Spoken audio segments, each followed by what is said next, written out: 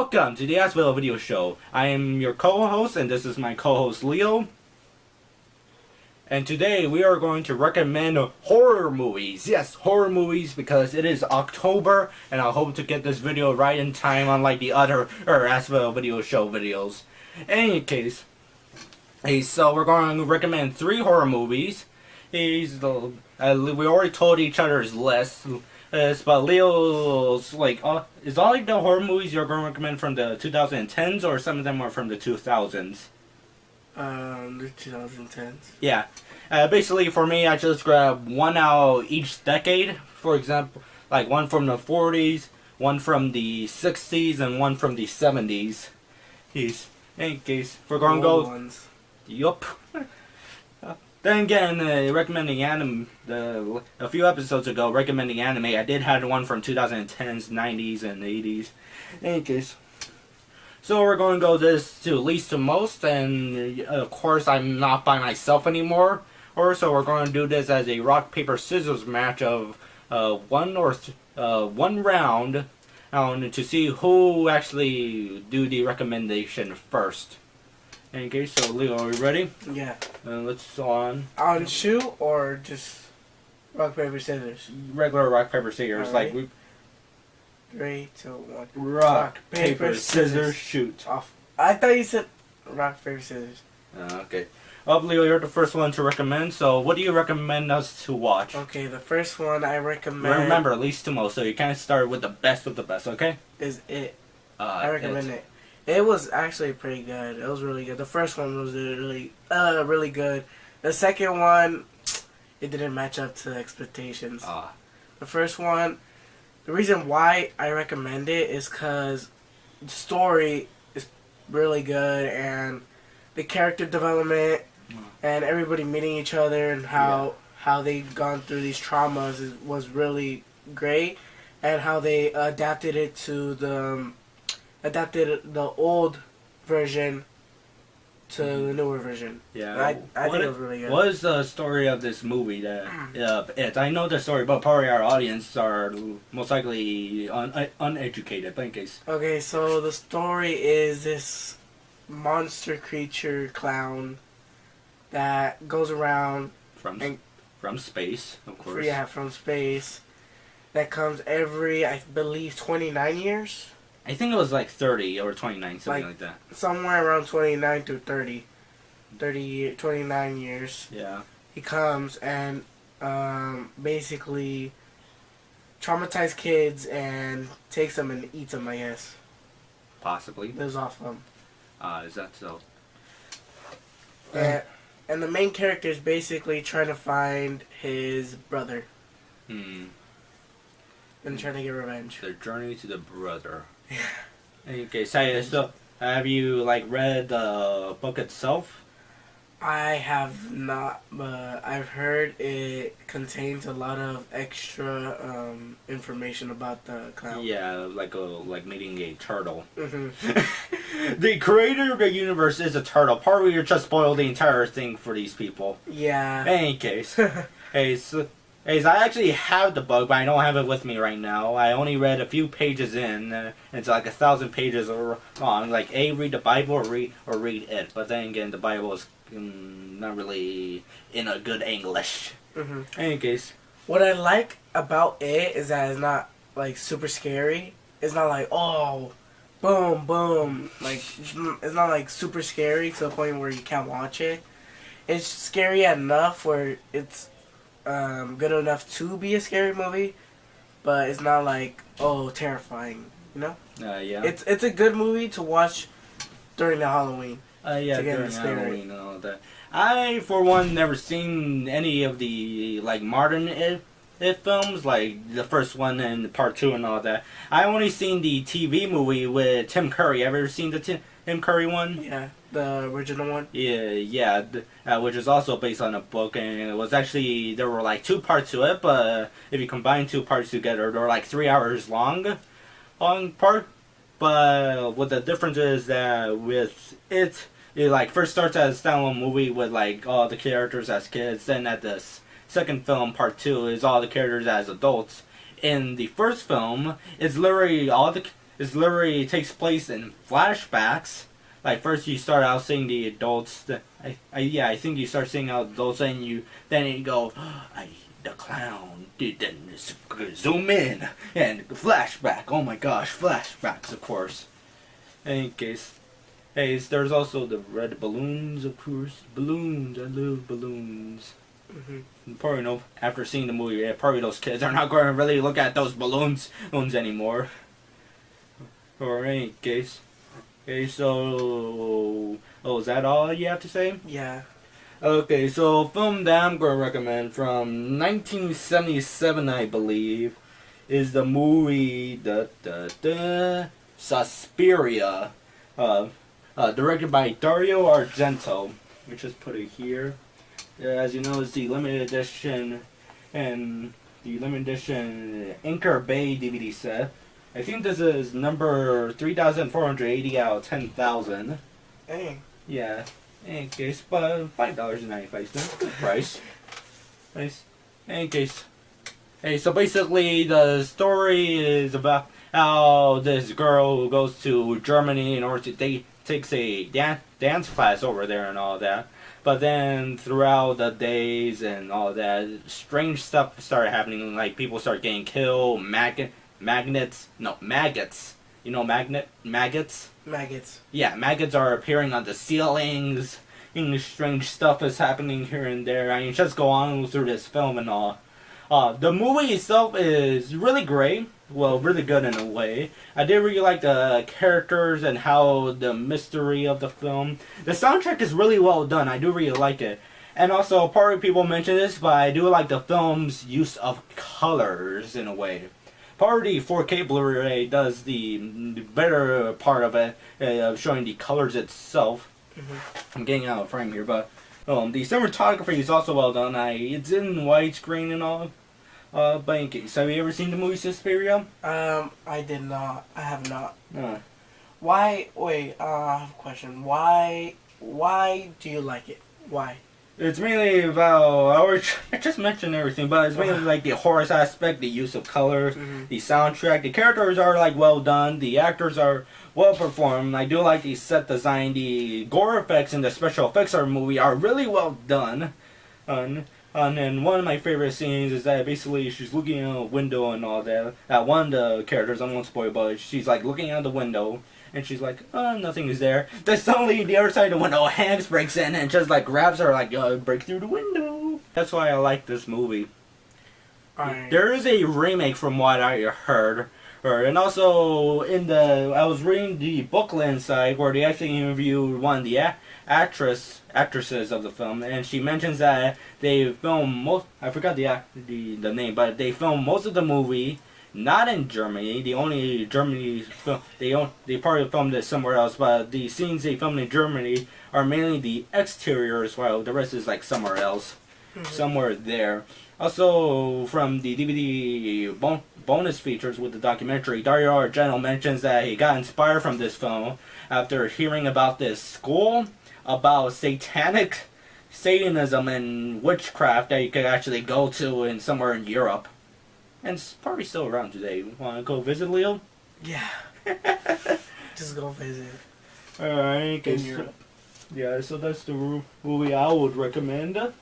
So, Leo, what's the next movie you recommend to me to watch? Okay, the next movie I would recommend is Insidious. Insidious. Wait, did we watch that? Yeah. Oh, yeah, we did watch that. Insidious was really good. Yeah, it was really good. But what's the story? Tell me the story. The story is about this. First, it started off as this kid was getting, I guess, possessed by something, and he got set in a coma and was stuck in his dream, and he couldn't get out. And while something was trying to take over him and over his body, and basically, his mom and his dad are trying to get him out of that dream. And they hired these other professionals to try and help him. This story was really good. It was really good, well done. The plot was pretty good. The ending was a huge plot twist. I don't want to spoil it. It's like a 90-degree, like a Twilight Zone episode. Yeah, it was going good. And once you think everything's good, boom, like plot twist. bang. Yeah, like a whole U-turn. Yeah, that slowly crashed. Yeah, the story was really good. I love the scenes, and that movie actually scared me. Man. That movie scared me a lot. I'm not really the one type to get scared easily, but that movie scared me pretty good. That movie was really good. It was well done. Well, it was like well prepared, you know? Yeah. The scenes, Yeah. how the story was going. Mm-hmm. It wasn't rushed. It wasn't like slow. Yeah. It was just perfect pacing. Yeah. And guys, I have actually seen this movie with you in one night. We were like doing the movie nights with our uncle and all. Mm-hmm. In case. But I feel the movie itself is a bit cliche in a way, mainly taking some modern horror tropes in a way, like you hear the sounds, then boo, and all that. Basically, I see it as that the story was good. The movie was a bit, I would say, a bit unintentionally comedic in a way. Hey, you get what I'm saying here? What parts? Just some minor nitpicks here and there and all that. Well, yeah, it was a little. Yeah, bit. it was a bit comedic here and there. It does have an interesting concept in a way, Mm-hmm. but I feel like the way they like export or portray this concept could have done a bit more better in a way. Mm-hmm. Hey, any case, so is that all you have to say? Yeah. Next, I'm going to recommend another horror movie from 1964, Only Baba. I own the Criterion Collection DVD here. In case, have you ever seen Only Baba? No, I have not. In case. Why would you recommend me this? Okay, so Only Baba. Basically, the story, it takes place in, like, a limited, like, somewhere in feudal Japan in a way. I forgot what era it takes place, but it takes place in an era, you know, it's like much more a limited time, you know, no electricity, no this and all that. Farmers, you get what I'm saying here? Mm-hmm. In case, so the story is about this mother and her daughter-in-law. Basically, the husband, and which is the son of the mother, died. But like it was like during the war, but it wasn't literally in the war. Basically, they got caught in the barn and all that. Mm-hmm. And the only person who came back was his son's friend. And okay, so basically the daughter gets lonely and all that. So she goes start seeing her dead husband's friends and the lawn. But while she tries to go there, there's this ghost who always shows up, which is called the Only Baba, which translates to I think ghost woman or demon woman, and I forgot what the translation was because they mentioned it. They had to translate it on the DVD. Basically, the story is that, and meanwhile, they're killing samurai and basically dumping them in this pit in order to get their armor, in order to get rice and food in trade. In any case, the movie itself is really good. I do like its black and white aesthetic. It's actually in widescreen, like anamorphic widescreen. You get what I'm saying here, like black bars top and bottom and all that. Mm-hmm. The themes are very interesting in a way. I won't spoil the themes, but basically it's a different film and all that. I do like the cinematography of it, and I also do like the zoom in, zoom out, and I also do like the special effects of it. The editing is really well done, I would say, but I would say the ending gets a little bit absurd in a way, like, oh, didn't expect that to happen. And I was like, oh, it ended like that? So basically, like a curveball for the ending. Well, not really, but basically, it's like not what I expect how the film would end and all that. In any case, I would say its twist, because the film does have a twist with a ghost, was a bit obvious in a way. I won't spoil it. But it was. My bad. But so far, the movie was good and all. So yeah. In any case, DVD itself is from the Criterion Collection. Let me just show it here. Yeah, there we go. According to the director of the film, he actually based this on a Buddhist fable, because Only Baba does come from a Buddhist fable and all that. Mm-hmm. And it comes with a booklet here. It opens like this. Jesus Christ. In case, here's the actual ghost itself. Oh, there we go. Very cool, right? And the fable itself is called "A Mask with Flesh Scared a Wife." And it's like actually translated in English. It's actually the one that the director actually caught inspiration from. And the interesting facts about this is that they filmed this in somewhere in Japan and all that. But they built this housing department. They built this house that everybody could live in and all that. Like this building, it has all the rooms, all the props. Because the nearest way to society was a train station that was 40 minutes away. Then in the train station, it takes about 2 hours actually from the nearest town with a hotel. So they actually had to make the building and all that. They mention and is while filming the night scenes, is that they had to actually quote unquote dig out a whole bunch of moths out of the lights. Imagine digging out the moths out of the lights. That sucks. In case, hey, but they also. Oh, I'm trying to remember what else they had in production. So, remember the hole that I mentioned and all that? Mm-hmm. Okay, so they mentioned that they built a hole, actually dug up a hole, not like the full, endless, bottomless pit that the film gives an expression of. But they basically built this hole. Unfortunately, due to the floods that was happening on set, because they were near some body of water, of course, and it was of course raining during the summer. They actually had the holes will actually fill up. It won't be filled up with water. It will be filled up with crabs or some sort of crawfish in a way. So they built quote unquote hole sets that basically are a few meters high. I should probably look up a picture to show you. Are a few meters high. Probably, yeah. They're a few meters high and all that. And basically you climb up there and you film the scenes throwing the stuff down on the ground and all. So that way none of the crawfish or anything, and they will have holes in the bottom. So just in case if water comes by, it will just go out the hole. Mm. Oh, it's basically like this tower in a way. So yeah, I would recommend it. So what's the third film that you would recommend? Which is, we're on our third films. So what do you recommend as the best of the best? Is from your list. I would recommend Silent Hill. The story is about this girl who dreamed of the Silent Hill. The Silent Hill is basically like a burning town. And this mother does her research about it. And so she goes to Silent Hill because the daughter was having a bunch of nightmares of it. So she wanted to go and investigate herself. And so when she got there, it trapped her.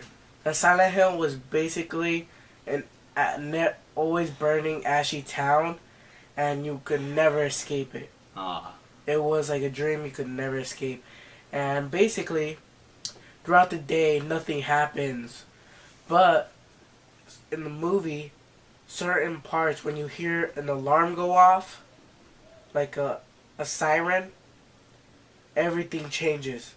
It's basically like the Upside Down from Stranger Things. Is that so? How it's just regular, yeah, and boom, hell. Yeah. And creatures and monsters come out. And the reason why I like this movie so much is because it's all about this girl who was treated bad and who was getting bullied, and she was actually raped. And so they said she had a demon in her, so they burnt her alive. And she comes back and tries to trap everybody. Whoever comes in the Silent Hill is stuck there forever and tries to get her revenge because of what they did to her. Is that so? Mm-hmm. So why would you recommend it? It's extremely creepy, and it's really good when you want to watch it at like 12 a.m. and you want to get scared, you know? Mm-hmm. Like one of those nights you're like, it's spooky season, let's watch a scary movie. That movie is really good for that time. Yeah. Because it creeped me out a lot. It creeped me out. It actually gave me nightmares of the Silent Hill. And it's actually a really good movie. What I didn't like was how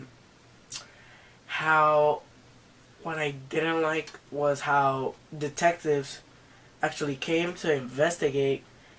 And what I didn't like about the movie was it was very odd. Like, it was very confusing. Yeah. Some parts were pretty confusing, but as you go with the story, like, you have to, like, really think about it. Like, really take in the little details they put in the movie. And that's why I recommend it. It was really good. Well, like, the plot was really good. And it was extremely creepy. So it's a good movie to watch whenever you want to be with your friends and get scared in like at 12 a.m. Sure. Alright, but in any case. So is that all you have to say? Yeah. No, the final film I'm going to recommend is from 1933, based on the H.G. Wells novel of the same name, called The Invisible Man. The Invisible Man is right here. In any case. So basically, the story is about this scientist who basically figures out a way to do invisibility and all that. But unfortunately, when he actually does take it and goes like, "Look, I'm invisible," and all, he realizes he can't go back. So he runs from his like science lab and all that, the place he used to work, like his house, and tries to hide somewhere in this like restaurant that has some rooms to sleep in and all that. I don't know, probably it's a bar, or in any case. But the people at the bar or restaurant are like thinking like the scientist is like strange and all. So they approach him, like tell him like get out of the house and all. And goes, "No, look at me, I'm the invisible man." And you see him like so absurd in a way, like all invisible. And he escapes the restaurant. Or like he escapes the building and all. Then he causes havoc around the place. It's like a getaway film. Like the police and others are trying to track down the Invisible Man. If you try to actually track it down, like you try smart ways, like what if we check like this amount of spaces? What if we check on the snow, the footprints and all? Unfortunately, most of them fell in a way. The police are trying to find him, and meanwhile he goes back. He gets a partner and all, and he tries to find the formula while everybody's trying to find him and basically arrest him and for all the havoc he caused.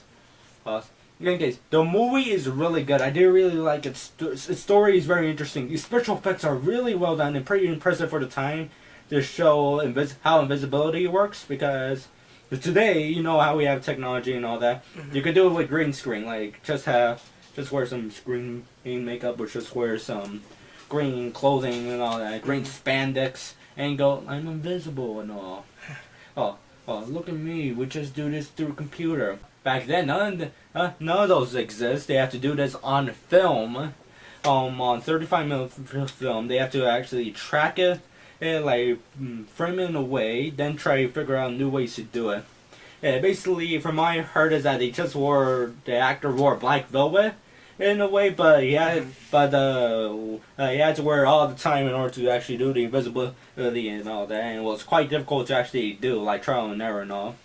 But in case, kind of go off track. The soundtrack is well done. The actors' performances are also really good. I do really like the actor who portrayed the Invisible Man himself, because he mainly portrays it in voice, but it's very memorable and all that. Like, you always remember it.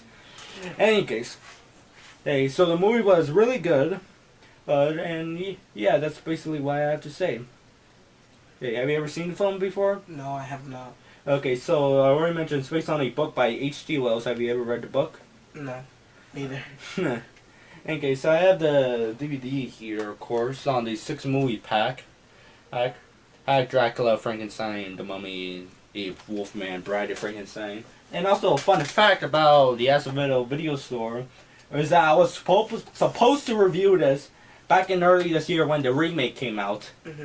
But and basically the way I was about to do it is that I will have Ed Wood style special effects of invisibility. Basically the idea was that I will be like sitting under the chair, and I'll have these sticks, and I stuff my own sweater, and I'm like, look at me, I'm invisible. Oh, I didn't even grab the DVD, I was just like pointing what they're like, see, it's there. Unfortunately, I didn't upload it due to, for some reason, it doesn't upload the videos. Like immediately when I try to upload, it says, oh, upload failed. In case. So, most likely one day I would release them. Probably I would just put it on listed and put like the link to the description of the video. One day, probably I have to track it down on one of my SD cards. That's the thing. In case. But man, I wish that review could come out so everybody could see, like, look, I'm invisible. In any case. It's pretty absurd in a way. Okay, so yeah. So that's basically the end of the video of everything we just recommended and all that. Leo, would you watch any of the films I recommend?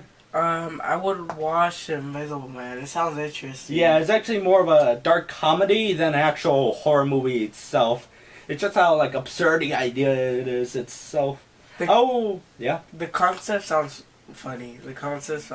How he just wreaks havoc and just goes and finds a cure. Yeah, like you're invisible. Nobody can stop you. Oh, well, theoretically speaking, of course, you could throw a bucket of paint. You could still get hit by a car. Yeah. But imagine that nobody can stop you. Even like talks about the film, like nobody can stop me.